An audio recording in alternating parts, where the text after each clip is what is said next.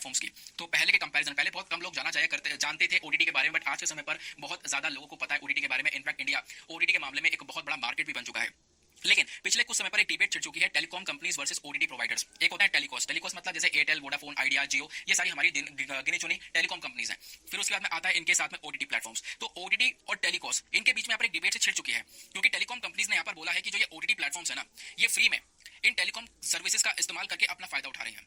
मतलब क्या है कि देखो, जो ओटीटी प्लेटफॉर्म से कैसे चलना है, ऑनलाइन चलना है, ऑनलाइन चलेंगे पूरी तरह से। लेकिन उसके लिए आपको क्या करवाना पड़ेगा, नेट डलवाना पड़ेगा फोन में, क्योंकि नेट होगा नहीं तो चलेगा नहीं। अब नेट किस में डलवा रहे हो, एयरटेल में, वोडाफोन में, आइडिया में, जियो में, जो भी जिसमें भी आप नेट डलवा रहे हो, तो आपको नेट चाहिए।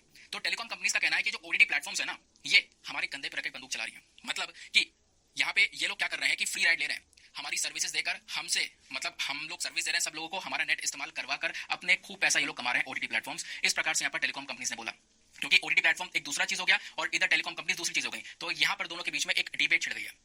टेलीकॉम कंपनीज कह रही है कि भैया आप फ्री राइड कर रहे हो हमारे ऊपर, फ्री में यहाँ पर ये सारी चीजें आपको मिल पा रही हैं, क्योंकि इंटरनेट सर्विस तो हम दे रहे हैं ना, बाकी आप पैसा कमा रहे हो उससे, अपनी जो भी यहाँ पर वीडियोस वगैरह स्ट्रीम कर रहे हो उसके माध्यम से।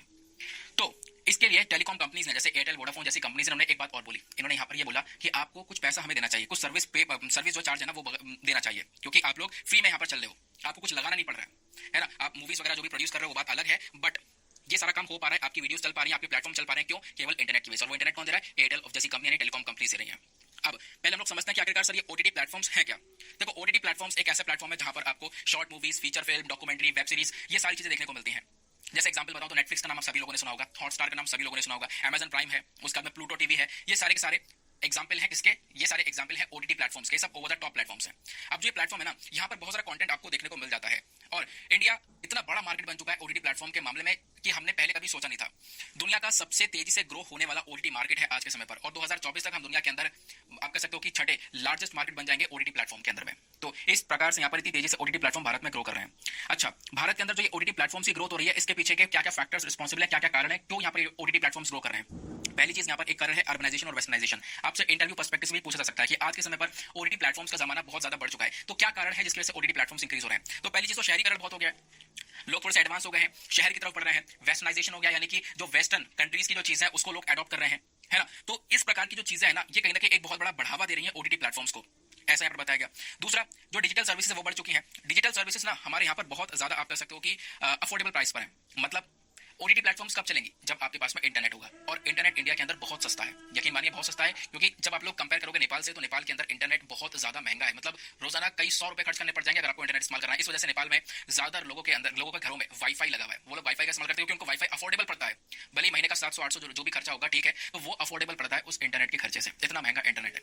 लेकिन यहाँ पर इंडिया के अंदर जो इंटरनेट है वो काफी सस्ता हुआ, इनफैक्ट जियो के बाद तो यहाँ पर बहुत ज्यादा अफोर्डेबल हुआ, है ना। फिर उसके बाद में इससे क्या होगा? देन उसके बाद में आता है डेमोक्रेटाइजेशन ऑफ मीडिया। मतलब ये जो ओटीटी इंडस्ट्री है, यहाँ पर आप देखोगे ना, तो बहुत सारे अलग अलग जो मास्टरपीस है वो आज के टाइम पर निकल कर आ रहे हैं। बहुत सारी रीजनल फिल्म्स निकल कर आ रही हैं, अलग अलग रीजन हमारे कंट्री में, अलग अलग रीजन के बेसिस पर यहाँ पर फिल्म्स निकल कर आ रही हैं। सबसे बड़ी बात यहाँ पर जो छोटा कंटेंट है, क्योंकि वेब सीरीज वगैरह स्मॉल कंटेंट है, उस स्मॉल कंटेंट को ओटीटी प्लेटफॉर्म सपोर्ट करता है। इस प्लेटफॉर्म के माध्यम से आपको छोटा कंटेंट दिखाया जाता है, ठीक है ना। फिर दूसरा, बहुत ज्यादा आसान होता है, भैया मोबाइल फोन ओपन किया, उसके बाद में अपना स्टार्ट कर दिया, वेब सीरीज वगैरह देख डाली, ये काम होता है ना। इसमें एडवर्टाइजमेंट काफी लिमिटेड होते हैं, अगर आपने पूरा सब्सक्रिप्शन ले रखा है तो। पॉज एंड प्ले का ऑप्शन है, बहुत ज्यादा फ्लेक्सिबिलिटी होती है, आप आराम से यहाँ पर मतलब कि कुछ ऐसी वेब सीरीज होती है जो कि खत्म करे बिना मन ही नहीं करता। ऐसी चीजें कि कैसे जो ओटीटी प्लेटफॉर्म से भारत के अंदर रेगुलेट किए जाते हैं, क्योंकि ये जो प्लेटफॉर्म्स है ना, इनको इंडिया के अंदर रेगुलेट भी किया जाता है कि भैया कुछ उल्टा सीधा ना हो जाए। तो इसको रेगुलेट कैसे किया जाता है, इसको समझते हैं। जो हमारी भारतीय सरकार है, इन्होंने पिछले साल कुछ नए रूल्स एंड रेगुलेशंस को अनाउंस किया था। क्या अनाउंस किया था?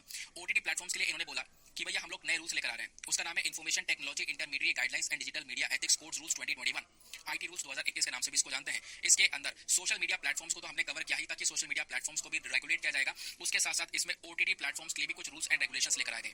जैसे पहला रूल यहाँ पर बोला गया कि भैया ओटीटी प्लेटफॉर्म पर जो भी कंटेंट होगा ना, उसको आपको डिवाइड करना होगा। मतलब जैसे कि कुछ कंटेंट होता है कि जो सभी लोग देख सकते हैं आराम से, लेकिन कुछ कंटेंट ऐसा होता है कि जो कि 7 साल से कम बच्चों के लिए, कुछ 13 साल से कम बच्चों के लिए, कुछ 16 साल के बच्चों के लिए, और कुछ ऐसा होता है एडल्ट के लिए जो कि बच्चों के लिए नहीं है वो कंटेंट, है ना। तो इसके हिसाब से यहाँ पर इस आईटी रूल ने ये बोला कि ओटीटी प्लेटफॉर्म्स अपने आप ही कंटेंट को क्लासिफाई करेंगे, और ये ध्यान रखेंगे कि किसी भी एज के हिसाब से जो भी कंटेंट है उसको उसी हिसाब से दिखाया जाएगा। ऐसा ना हो कि मतलब कि जो भी यहाँ पर आप कह सकते हो कि चीजें दिखाई जा रही है उस प्लेटफॉर्म के ऊपर, उसके अंदर एज का क्लासिफिकेशन होगा। 17 साल के लिए अलग, 16 साल के लिए अलग, एडल्ट के लिए अलग कंटेंट होगा। तो इस प्रकार से आपको क्लासिफिकेशन करना होगा। ये बेसिकली इस रूल्स एंड रेगुलेशन के अंदर बोला गया था। दूसरी बात यहाँ पे बोली गई थी कि भैया जो ओटीटी प्लेटफॉर्म्स है ना, इन हर एक पब्लिशर को क्या करना होगा, अपना एक ग्रीवेंस ऑफिसर को अपॉइंट करना होगा। ग्रीवेंस ऑफिसर को अपॉइंट करना होगा, इसका मतलब है कि यानी कि एक ऐसा व्यक्ति जो कि आपकी प्रॉब्लम को सुन सके। मान लो कोई दिक्कत है आपको ओटीटी प्लेटफॉर्म से, कोई परेशानी है, आपको कोई दुख है किसी चीज का, तो फिर उन वो जो कंप्लेंट्स वगैरह वो आप कहीं पर कर सको, इसके लिए ग्रीवेंस ऑफिसर को अपॉइंट करना होगा हर एक पब्लिशर को, ऐसा यहाँ पर बात बोली गई थी। और अगर कोई कंप्लेंट आती है इस ग्रीवेंस ऑफिसर के पास में तो 15 दिन के अंदर अंदर उस कंप्लेंट को सॉल्व करना होगा। ये बात भी इस आईटी रूल के अंदर बोली गई थी। ठीक है ना, क्लियर हो गया। अब ये तो हमने समझ लिया ओटीटी प्लेटफॉर्म्स, आईटी रूल, ये सब कुछ क्लियर हुआ। अब बात करते हैं कि इंडिया के अंदर जो ओटीटी प्लेटफॉर्म से संबंधित दिक्कतें हैं, जो इश्यूज हैं, वो क्या है। तो सबसे पहला दिक्कत है डायरेक्ट रेगुलेशन। डायरेक्ट रेगुलेशन की कमी है। ओटीटी प्लेटफॉर्म्स को डायरेक्टली रेगुलेट नहीं किया जा रहा है, डायरेक्टली कंट्रोल नहीं किया जा रहा है। इसको खाली गवर्न कर रही है हमारी ministry of electronics and information technology. Direct यहाँ पर आप कह सकते हो रेगुलेट करने का कोई भी प्रोविजन है नहीं। दूसरा, यहाँ पर ओटीटी प्लेटफॉर्म से साइबर क्राइम का खतरा बढ़ सकता है। साइबर क्राइम का खतरे का मतलब यहाँ पर यह है कि ओटीटी प्लेटफॉर्म जब भी आप इस्तेमाल करते हो, नेटफ्लिक्स वगैरह जब भी आप इस्तेमाल करते हो, तो आपको कुछ अपनी पर्सनल इन्फॉर्मेशन को शेयर करना होता है। पर्सनल इन्फॉर्मेशन जैसे कि बैंक डिटेल्स, क्रेडिट कार्ड की जो डिटेल्स है, तो इन चीजों का मिसयूज किया जा सकता है, ऐसा भी यहाँ पर बोला गया। ये एक दूसरा खतरा है। तीसरा, effect on telecom revenue stream, यानी कि जो ये ओटीटी प्लेटफॉर्म्स है इन पे बहुत अलग अलग फीचर्स आ चुके हैं। वॉइस कॉल्स आ चुकी हैं, है ना, वॉइस कॉल्स कर सकते हो आप, एसएमएस कर सकते हो, मतलब आप मैसेजेस कर सकते हो, कॉल कर सकते हो इन प्लेटफॉर्म से। तो कहोगे इसमें क्या दिक्कत है। तो आप जब इन प्लेटफॉर्म से मैसेज कॉल कर रहे हो तो नुकसान किसका हो रहा है। नुकसान हो रहा है हमारे टेलीकॉम रेवेन्यू सेक्टर का।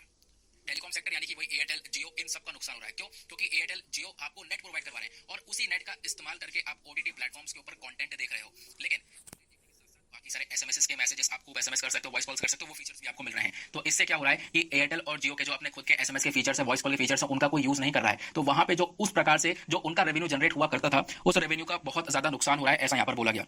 तो जो टेलीकॉम रेवेन्यू स्ट्रीम है उनके ऊपर डायरेक्टली इंपैक्ट पड़ रहा है, ये बात यहाँ पर राइटर मेंशन करते हैं। दूसरा, सोसाइटी के ऊपर एक नेगेटिव इंपैक्ट पड़ता है इन ओटीटी प्लेटफॉर्म से। क्यों? क्योंकि हमेशा से ही हमने ये देखा है कि इन प्लेटफॉर्म्स के ऊपर जो भी कंटेंट है वो ऑब्ससेनिटी और वल्गैरिटी को दिखाता है। थोड़ी सी यहाँ पर आप कह सकते हो कि ऐसी चीजें दिखाता है जो कि सोसाइटी के लिए नहीं है, मतलब यूथ के ऊपर एक नेगेटिव इंपैक्ट डाल सकती है। तो ये बात यहाँ पर बोली गई। तो ये कहीं ना कहीं हमारी सोसाइटी के अंदर जो हार्मनी है उसको डिस्टर्ब कर सकती है, और ऐसा होता भी ओटीटी प्लेटफॉर्म्स बहुत वल्गर कंटेंट दिखाता है। ये बात यहाँ पर बोली गई। फिर ये चीजें यहाँ पर राइटर ने बताई कि इसके अंदर क्या क्या इश्यूज हैं। अब राइटर बोलता है कि इसका वे फॉरवर्ड क्या है, कि मतलब क्या क्या हम लोग कर सकते हैं इन ओटीटी प्लेटफॉर्म्स को अच्छे से आगे बढ़ाने के लिए। सबसे पहली बात तो देखो, आपको एक रेगुलेटरी बॉडी लानी होगी, क्योंकि अभी इसके ऊपर कोई रेगुलेटरी बॉडी नहीं है जो कि इसका अच्छे से ध्यान रखे। लेकिन एक रेगुलेटरी बॉडी लानी होगी जो कि अनबायस हो, यानी उसका किसी भी एक पर्टिकुलर तरफ झुकाव ना हो। ठीक है ना, तो हम लोग को एक अनबायस बॉडी, रेगुलेटरी बॉडी की जरूरत है जो कि ओटीटी प्लेटफॉर्म्स के ऊपर सारे के सारे कंटेंट को रेगुलेट करने का काम करेगी। सरकार को कुछ यहाँ पर गाइडलाइंस लेकर आनी होंगी ओटीटी प्लेटफॉर्म्स के लिए कि आपको क्या क्या चीजें यहाँ पर दिखानी है। उसके बाद में जैसे कि जो बहुत सारे फ्रॉड हो जाता है ना, उन फ्रॉड को लेकर हमें पहले से कुछ ना कुछ तैयार करके रखना होगा कि किसी भी लोग के साथ में कोई साइबर फ्रॉड ना हो। दूसरी बात यहाँ पर मेंशन किया गया, maintaining quality and promoting equality. जो हमारी ministry of information and broadcasting है उनको एंश्योर करना होगा कि जो डिजिटल कंटेंट बनाया जा रहा है ओटीटी प्लेटफॉर्म्स के ऊपर, वो जो कंटेंट है वो किसी के सेंटीमेंट को हर्ट ना करे, और ऐसा कंटेंट हो जो वल्गर ना हो, कुछ डर्टी चीजें ना हो, जो कि सोसाइटी के ऊपर नेगेटिव इंपैक्ट ना डालें, है ना, या फिर एक नए टैलेंट को प्रमोट करता हुआ वो कंटेंट हो, सोसाइटी फैमिलियर कंटेंट हो। तो इस चीज को भी यहाँ पर मेंटेन करना होगा। फिर एट द लास्ट यहाँ पर राइटर ने मेंशन किया, ये खुद व्यूअर की रिस्पांसिबिलिटी है, यानी कि जो देख रहा है उन कंटेंट को, ये उसकी भी काफी ज्यादा रिस्पांसिबिलिटी आ जाती है। जैसे सपोज कोई पेरेंट्स है तो वो अपने बच्चों तक यहाँ पर इन ओटीटी कंटेंट को ना पहुंचाएं, ठीक है ना, क्योंकि ओटीटी कंटेंट बहुत, क्योंकि इसके अंदर हमने देखा है वल्गैरिटी चीजें दिखाई जाती हैं जो कि बच्चों के ऊपर भी एक नेगेटिव इंपैक्ट डाल सकती हैं। तो जब तक कोई रेगुलेटरी पॉलिसी नहीं आ जाए, जब तक इसके ऊपर प्रॉपर्ली रेगुलेशन ना हो जाए, तब तक यहाँ पर आप कह सकते हो जैसे कि बच्चे हैं उनसे यहाँ पर ये ओटीटी का कंटेंट जो है वो दूर ही रखा जाए। ये बात भी राइटर मेंशन करते हैं। आई होप आपको यहाँ पर क्लैरिटी मिल चुकी है। तो आपसे यहाँ पर